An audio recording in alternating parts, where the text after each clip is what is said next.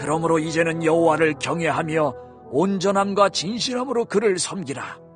너희의 조상들이 강 저쪽과 애굽에서 섬기던 신들을 치워버리고 여호와만 섬기라.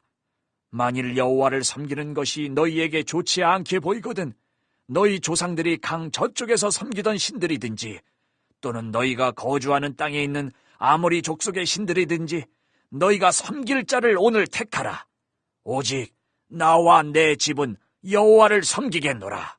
하니 백성이 대답하여 이르되 우리가 결단코 여호와를 버리고 다른 신들을 섬기기를 하지 아니하오리니 이는 우리 하나님 여호와께서 친히 우리와 우리 조상들을 인도하여 애굽 땅 종되었던 집에서 올라오게 하시고 우리 목전에서 그 큰 이적들을 행하시고 우리가 행한 모든 길과 우리가 지나온 모든 백성들 중에서 우리를 보호하셨음이며 여호와께서 또 모든 백성들과 이 땅에 거주하던 아모리 족속을 우리 앞에서 쫓아내셨습니다.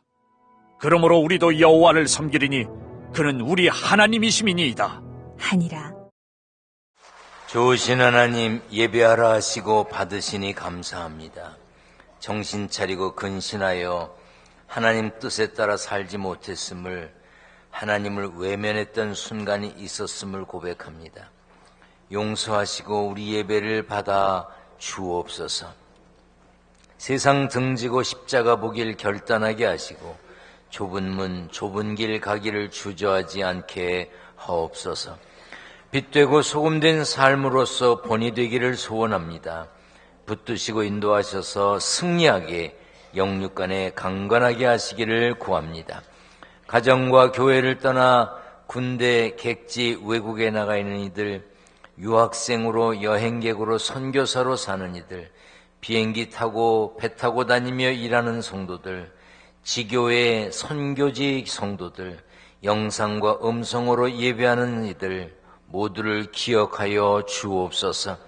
특별히 병상의 환자들을 긍휼히 여겨주셔서 회복의 기쁨 주시기를 소원합니다. 말씀 전하는 종의 입술을 주장하시고 악한 마귀 틈타지 않도록 성령께서 붙들어 주실 것을 믿으며 예수님의 이름으로 기도하옵나이다. 아멘. 할렐루야. 주 안에서 평안하시기를 축원합니다. 입추가 지났으니 가을입니다. 별로 반응이 없네요. 가을이라 그러는데도 가을이라는 소리만 들어도 시원합니다. 가을이라 가을바람 어떻게 불어와요? 솔솔 불어오는데 오늘 아침엔 세게 불어왔잖아요. 그러니까 이제는 그냥 가을이다 그렇게 생각만 해도 시원하니까 우리 옆에 분에게 가을인 걸 좀 알려주십시다. 이제 가을이에요. 걱정하지 마세요.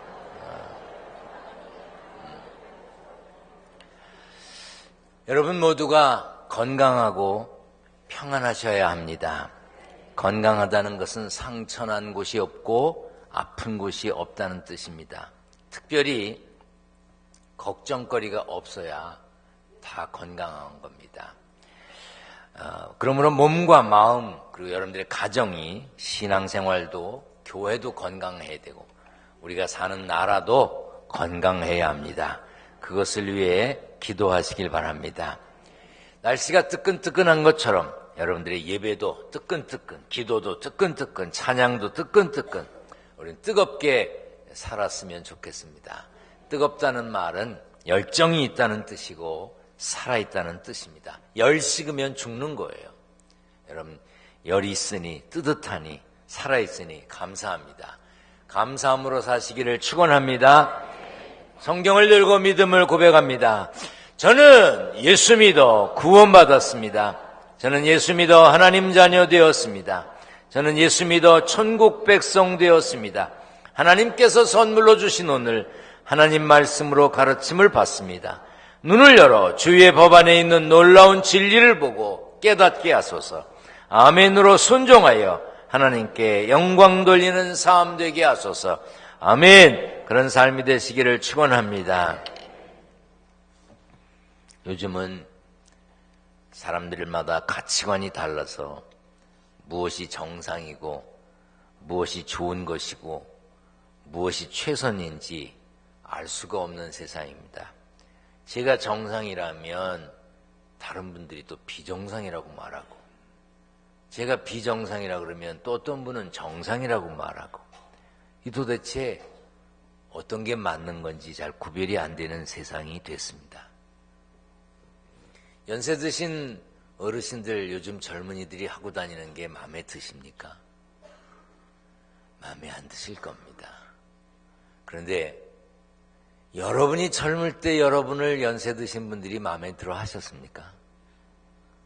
저는 요즘에 잘 이해가 안 되는 게 초등학생들이 화장을 하고 다니는 거예요. 아니, 그 나이는 아무것도 안 발라도 예쁘잖아. 정말 보기만 해도 예쁜데 거기다 뭘 찍어 발라서 애들을 망가뜨립니다. 답답한 생각을 가졌는데 요즘 마음을 바꿨습니다. 여러분, 초등학교, 중학교 다니는 아이들이 화장하고 다녀서 속상하십니까?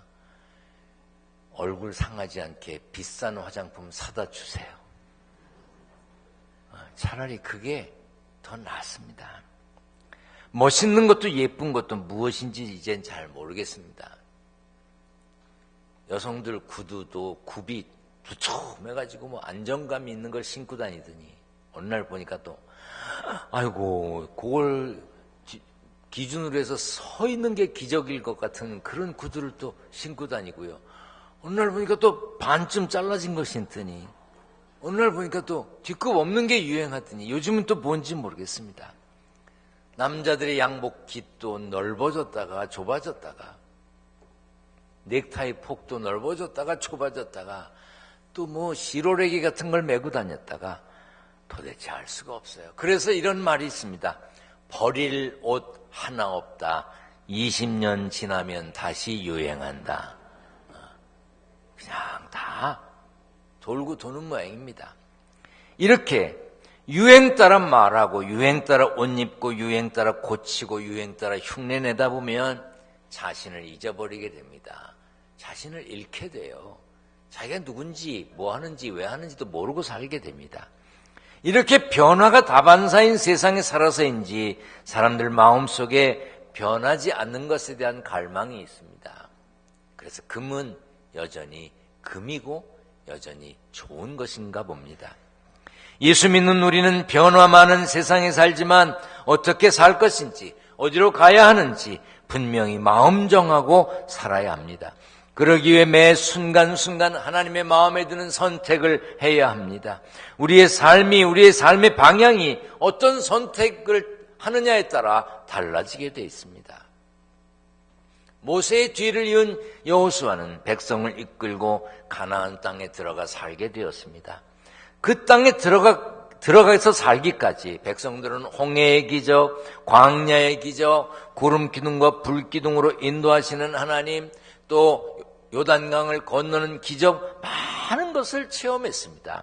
하지만 가나안 땅에 들어가 정착하면서 사람들이 이상해지기 시작했습니다.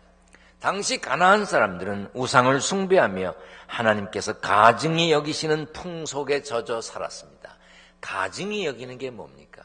아유, 그 사람 아주 가증스러워. 걔 아주 가증스러워. 그게 무슨 뜻입니까?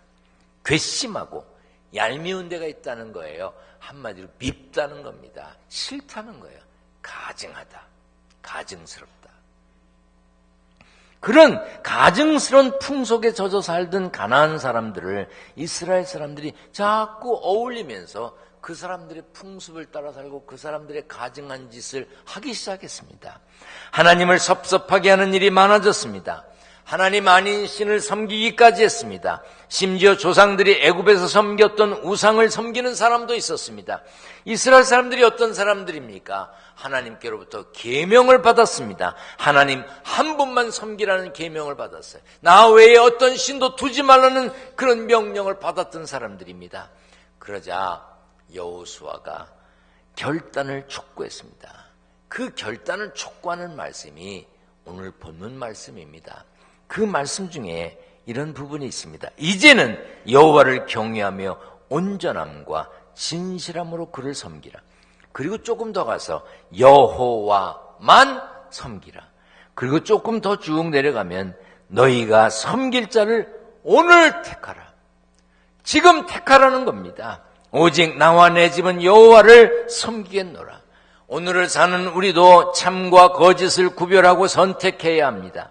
우리 가슴에, 우리 가정에, 우리 일터에, 우리 삶의 현장에 하나님이 주인이신가요? 중요한 결정을 할 때마다 하나님의 뜻을 따르십니까? 돈 되는 일에 눈 한번 찔끔 감고 즐기기 위해 신앙인의 신분을 감추고 욕심 채우려고 하나님께 등을 보이지는 않으십니까? 열왕기상 18장 21절 다 같이 읽습니다. 너희가 어느 때까지 둘 사이에서 머뭇머뭇하렸느냐? 여호와가 만일 하나님이면 그를 따르고 바알이 만일 하나님이면 그를 따를지니라. 중간은 없다는 거예요. 성경 말씀은 명확합니다. 빛이 아니면 어둠이고 참이 아니면 거짓이고 선이 아니면 악이고 하나님이 아니면 우상이에요. 둘 중에 하나를 택하라는 겁니다. 예수님도 중간지대가 없음을 분명히 말씀하셨어요. 요한복음 15장에 세상이 너희를 미워하면 너희보다 먼저 나를 미워한 줄 알라. 너희가 세상에 속하였으면 세상이 자기의 것을 사랑하는 것이나 너희는 세상에 속한 자가 아니요 도리어 내가 너희를 세상에서 택하였기 때문에 세상이 너희를 미워하느니라. 내가 세상과 어울려서 세상 사람들이 나를 좋아하면서 살아간다면 내가 하나님을 택한 게 아니에요. 양다리 걸친 거죠. 마태복음 6장 24절입니다. 다 같이 읽습니다. 시작. 한 사람이 두 주인을 섬기지 못할 것이니 혹 이를 미워하고 저를 사랑하거나 혹 이를 중히 여기고 저를 경히 여김이라. 너희가 하나님과 재물을 겸하여 섬기지 못하느니라. 어느 것을 선택한다는 것은 어느 것을 버린다, 포기한다, 그런 뜻이 있습니다. 빌립보서 3장에 보면 바울이 자기 자신이 얼마나 대단한 사람인지 설명을 합니다. 나름 괜찮은 사람이라고 자기를 쭉 설명해 놓습니다. 그리고 그 모든 것을 그리스도를 위하여 해로 여기고 배설물로 여긴다고 고백을 했습니다. 좀 길지만 우리 큰 소리로 우리 빌립보서 3장을 읽겠습니다. 시작. 나는 8일 만에 할례를 받고 이스라엘 족속이요 베냐민 지파요 히브리인 중에 히브리인이요 율법으로는 바리새인이요 열심으로는 교회를 박해하고 율법의 의로는 흠이 없는 자라. 그러나 무엇이든지 내게 유익하던 것을 내가 그리스도를 위하여 다 해로 여길 뿐더러 또한 모든 것을 해로 여김은 내 주 그리스도를 있을 아는 지식이 가장 고상하기 때문이라. 내가 그를 위하여 모든 것을 잃어버리고 배설물로 여김은 그리스도를 얻고. 모든 것을 잃어버리고 배설물로 여긴 이유가 뭐예요? 그리스도를 얻었기 때문입니다. 에베소서 4장에 너희는 유혹의 욕심을 따라 썩어져가는 구습을 따르는 옛사람을 벗어버리라고 했습니다. 매미는 자신을 보호해 주었던 껍질을 벗어야, 껍질을 버려야 하늘을 날 수가 있습니다. 껍데기에 미련을 가지면 매미는 날 수가 없습니다. 우리도 마찬가지입니다. 우리는 선택한 것 때문에, 버린 것 때문에, 내려놓은 것 때문에 아쉬워하고 아까워하면 안 됩니다. 내려놓을 때 확실하게 내려놓아야 돼요. 그래서 찬양 가운데 보면요, 내려놓는 찬양도 있어요. 찬양 중에 참 별난 찬양이 다 있어. 내려놓는 찬양도 있어요. 내가 주인 삼은 모든 것 어떻게 하고? 내려놓고, 내 주 대신 주 앞에 나가 내가 사랑했던 모든 것 내려놓고 주님만 사랑해. 이 버리는 거, 내려놓는 거 쉽지 않습니다. 자신이 누구라는 정체성을 드러내는 거, 밝히는 거 쉽지 않습니다. 그렇지만 세상이 뒤숭숭하고 불분명하지만 예수 믿는 사람들은 자신이 누군지 드러내야 합니다. 내려놓을 것 내려놓아야 합니다. 하나님의 백성임을 드러내며 살겠다는 결심을 해야 합니다. 회색지대라고 하는 말이 있어요. 영어로는 그레이존이라고 그러는데요. 어느 영역에 속하는지 불분명한 중간지대를 말합니다. 회색 분자라는 말도 있습니다. 소속이나 노선이나 사상적 경향 따위가 뚜렷하지 않은 사람을 회색 분자라고 그래요. 이것도 아니고 저것도 아니고 도대체 저 사람은 알 수가 없어. 회색 분자예요. 제가 오늘 회색 양복을 입었어요. 사실 이 회색 양복은요, 아무나 입어도 다 어울리고 아무나 입어도 다 안 어울리기도 해요. 어떤 색깔을 받쳐 입어도 어울리기도 하고 어떤 색깔을 받쳐 입어도 안 어울리는 것 같기도 해요. 그래서 회색을 입으면요, 그냥 별로 드러나지 않고 표도 나지 않습니다. 여러분, 자동차 회색 차를 사세요. 안 닦아도 표가 안 납니다. 안 닦아도. 회색은요, 아주 그 관리하기가 좋아요. 회색은 중간색이라고 말합니다.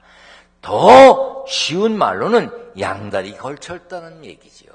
양다리 걸친 거야. 이것도 아니고 저것도 아니란 얘기입니다. 요즘 많은 성도들이 세상과 교회 중간에 회색 지대를 만들어 놓고 회색 분자로 살아갑니다. 교회 보면 예수 믿는 사람 같은데 교회 밖에 나가면 예수님과 상관없는 것 같이 보이는 사람, 회색 분자입니다. 사실 적당하게 어정쩡하게 신앙생활하면 교회 안에서도 밖에서도 몸둘 곳이 마땅치 않습니다. 어설프게 신앙생활하다 보면 이것도 저것도 아니라 결국 외롭게 됩니다. 그러기에 결단하라는 거예요. 찬송가에 보면 또 결단하라는 찬송가가 있어요. 586장에 어느 민족 누구게나 뭐 할 때가 있나니 결단할 때 있나니 참과 거짓 싸울 때에 어느 편에 설 건가. 주가 주신 새 목표가 우리 앞에 보이니 빛과 어둠 사이에서 선택하며 살리라. 악이 비록 성하여도 진리 더욱 강하다. 진리 따라 살아갈 때 어려움도 당하리. 우리 가는 그 앞길에 어두운 장막 덮쳐도 하나님이 함께 계셔 항상 지켜주시리. 결단한 사람은요, 두려움이 없습니다. 하나님만 섬기기로 정한 사람은 무서울 게 없어요. 왜? 하나님이 내 편이신데 무엇이 무서워요? 그래서 다윗이 그렇게 했어요. 우리 다 같이 다윗의 고백을 우리 다 같이 합니다. 시작. 여호와는 나의 빛이요 나의 구원이시니 내가 누구를 두려워하리요. 여호와는 내 생명의 능력이시니 내가 누구를 무서워하리요. 우리 한번 따라합니다. 내가, 이왕이면 힘차게 합시다. 내가 누구를 두려워하리요. 내가 누구를 무서워하리요. 아멘. 내가 누구를 두려워하겠어요? 누구가 무서워요? 하나님이 내 편이신데. 그런 당당함으로 사시기를 축원합니다. 참 신앙으로 하나님을 두려워하며 사는 사람은 다른 어떤 두려움도 이길 수가 있습니다. 애굽에 살던 이스라엘 사람들, 노예로 힘들게 살았지요. 우리가 노예가 되어서 직접 경험해 보진 않았지만 남의 밑에서 자유도 없이 매맞아가며 제대로 사람 대우를 받지 못하면서 고통스럽게 살아간다는 게 얼마나 힘들었겠습니까? 그런데 이스라엘 백성들이 애굽에서 노예로 살았습니다. 그런데 노예로 살긴 살았는데 애들은 또 잘났나 봐요. 출애굽기 1장 7절에 이스라엘 자손은 생육하고 불어나 번성하고 매우 강하여 온 땅에 가득하게 되었더라. 애굽 왕이 가만히 생각해 보니까 이스라엘 사람들은 애를 계속 낳는 거야. 이러다가는 이스라엘 사람들이 숫자가 많아지고 강해지면 이거 나라가 위험하겠다, 이런 생각을 했던 모양입니다. 그래서 영아 학살 명령을 내립니다. 산파들을 불러놓고 너희들이 애를 받을 때 아들이 나오거든 죽여버리라. 아들이 나오거든 죽여버리라 그랬어요. 그러나 히브리 산파들은 왕이 아닌 하나님을 두려워했습니다. 출애굽기 1장 17절입니다. 산파들이 하나님을 두려워하여 애굽 왕의 명령을 어기고 남자 아기들을 살린지라. 산파들에게는 두 가지 길이 있었습니다. 하나는 왕의 명령을 따르고 사는 길이고 또 하나는 왕의 명령을 어기고 죽는 길입니다. 왕의 명령을 어긴다는 것은 이 사람들이 왕의 명령보다 하나님의 명령을 더 두려워했기 때문에 왕의 명령을 어겼습니다. 죽을 수도 있는 길을 택했어요. 아니, 죽는 길을 택했습니다. 그랬더니 그 후에 하나님은 여인들의 집을 축복하셨습니다. 하나님이 그 산파들에게 은혜를 베푸시니 그 산파들은 하나님을 경외하였으므로 하나님이 그들의 집안을 흥왕하게 하신지라. 하나님을 두려워하며 하나님의 뜻을 따르는 사람에게 은혜를 베푸시고 가정과 일터를 흥왕하게 하셨습니다. 그런데 너무나 많은 사람들이 하나님을 두려워하고 하나님의 뜻을 따르기보다 내 뜻을 앞세웁니다. 세상을 두려워합니다. 그래서 세상의 비유를 맞춥니다. 적당히 살아갑니다. 그러다 보니까 하나님의 은혜를 받을 기회도 없고 하나님께서 우리의 삶을 흥왕하게 해주실 기회조차도 우리가 갖지 못하는 거예요. 히브리 산파들은 왕을 두려워하지 아니하고 하나님을 두려워하며 살았어요. 하나님의 뜻을 따라 살았어요. 그러니까 하나님이 은혜를 베푸셨고 흥왕하게 하셨다는 것입니다. 성경은 하나님의 백성들에게 주신 하나님의 말씀이에요. 그러나 성경을 두려워하지 않는 사람은 성경이 아무것도 아니에요.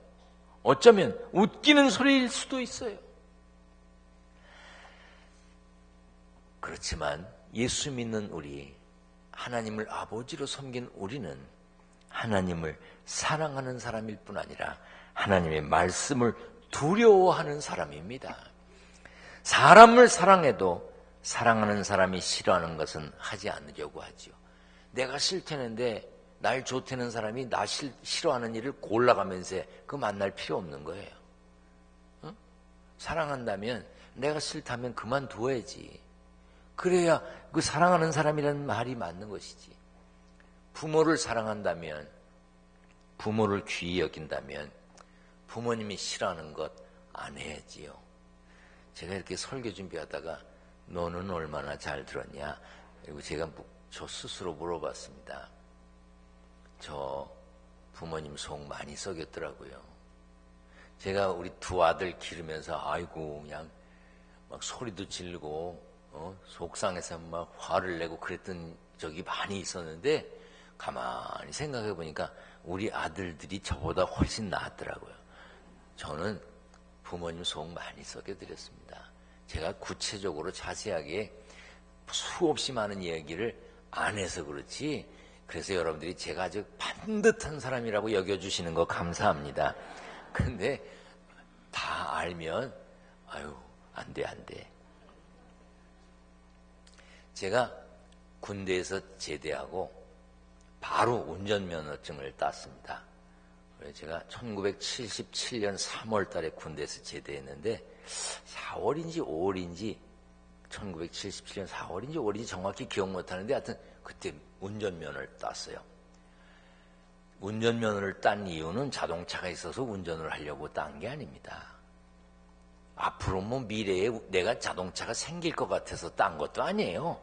제가 운전면허증을 가지면 탈 수 있는 게 있어서 운전면허를 땄어요.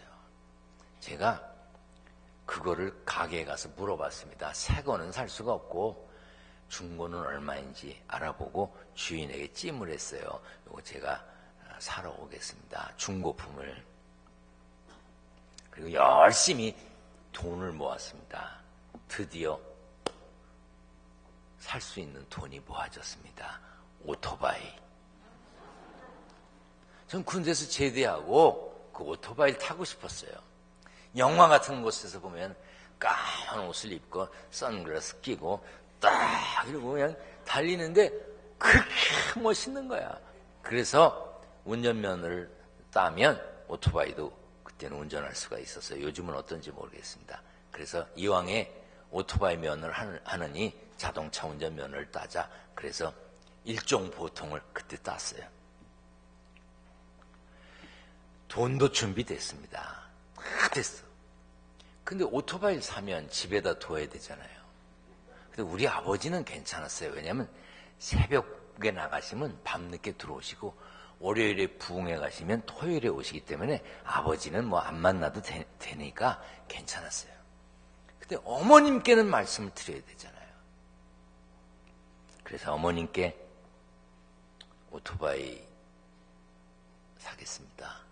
돈을 달라는 건 아닙니다. 돈이 있습니다.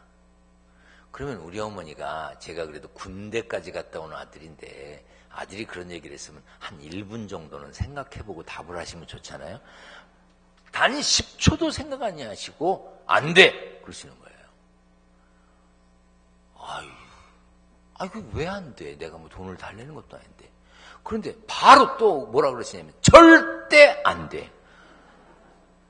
그럼 안 돼도 괜찮고 절대 안 돼도 괜찮은데 그 다음 말씀이 나 죽으면 달래요.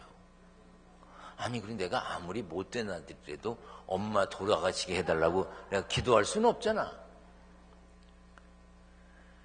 우리 어머님이 돌아가신 지 21년이 됐습니다. 주일날 아침에 돌아가셨어요. 어머님이 돌아가셨다는 소식을 듣고 막 엉엉 울면서 확 머릿속에 스치는 생각이, 이야, 드디어 오토바이 탈 수 있게 됐구나. 제가 그랬어요. 그러나 저는 오토바이에 단 한 번도 올라타지 않았습니다. 오토바이 타지 않았어요. 어머님이 나 죽으면 타라는 이야기는 타지 말라는 이야기시죠. 저는 그래서 안 탔습니다. 누군가를 사랑하면 그 사람이 싫어하는 일을 하지 않지요. 부모님 사랑하면 부모님이 싫어하는 일은 하지 않습니다. 하물며 하나님 사랑하고 하나님 두려워한다면 하나님의 뜻을 따르는 것 당연하지 않겠습니까? 우리가 신앙생활합니다. 저 높은 곳을 향하여 날마다 나아갑니다. 하나님의 뜻을 따라 살다가 천국에 간다고 하는 사람들입니다. 그렇다면 가진 믿음 지켜야 하지 않겠습니까? 미국 하버드 대학교 법과 대학장이었던 사이먼 그린리프 박사가 불신자, 아니 무신론자, 신이 없다고 말하는 사람과 강당에서 공개 토론회를 했습니다. 신이 있다, 없다, 하나님이 계시다, 없다, 이렇게 공개 토론을 하고 이제 그 무신론자와 헤어지기 전에 이 그린리프 박사가 그 무신론자에게 이렇게 말했습니다. 만일 당신이 옳아서 당신의 말대로 하나님이 안 계시다면 저에게는 전혀 손해가 없습니다. 저는 하나님을 믿었고 그 하나님과 함께 평생을 재미있게 의미있게 살아왔습니다.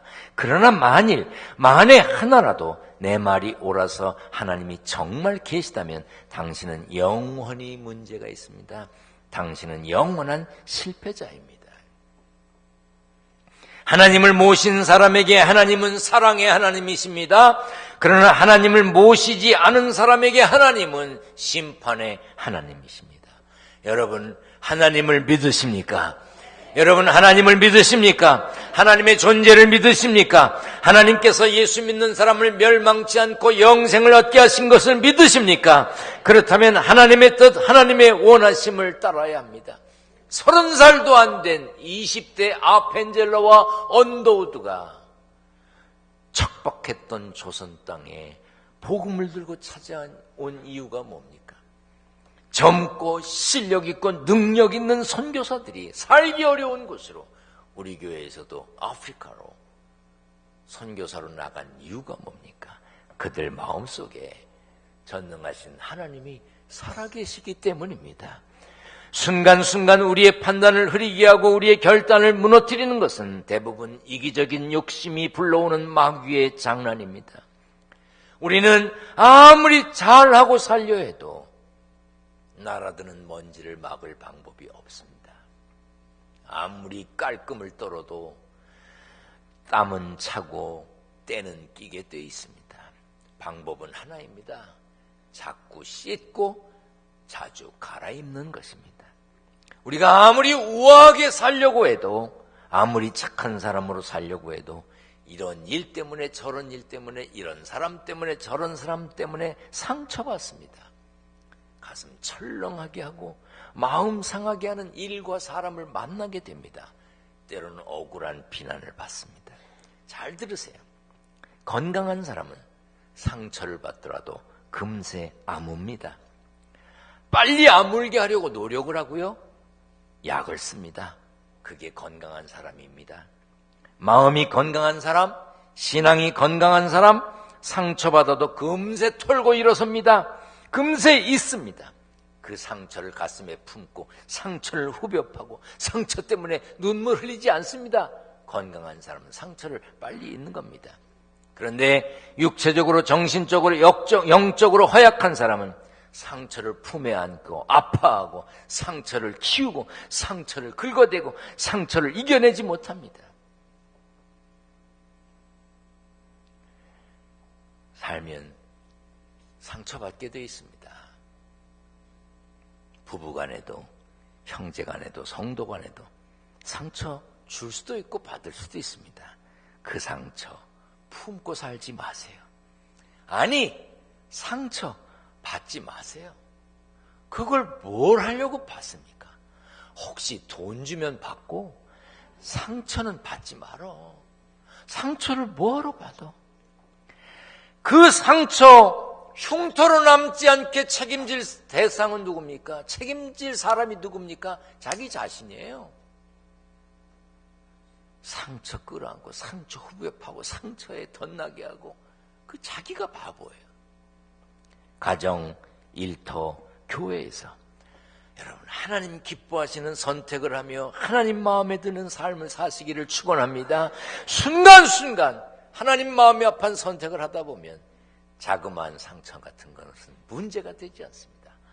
하나님의 마음이 아픈 결단을 하고 하나님의 뜻을 따라 사는 믿음의 승리자들이 되시기를 축원합니다. 축원합니다. 전능하신 하나님, 섬길 자를 택한 여호수아였지만 이미 하나님을 섬기며 살았지만 사람들 앞에서 다시 하나님의 뜻을 따라 살겠다고 고백했던 것처럼 우리도 여호수아처럼 순간순간 매일매일 때마다 일마다 바른 선택을 했음을 고백하며 드러내며 사는 믿음의 승리자들이 되게 하여 주옵소서. 세상 살면서 땀 흘려 일했습니다. 일하여 얻은 소득을 구별합니다. 11조를 드리고 감사헌금 드리고 건축헌금 드리고 선교헌금 드리는 저들의 정성을 받아 주시옵소서. 봉투마다 적힌 이름, 기도 제목 하나님이 기억하여 주옵소서. 우리 주님 예수 그리스도의 이름으로 기도하옵나이다. 아멘.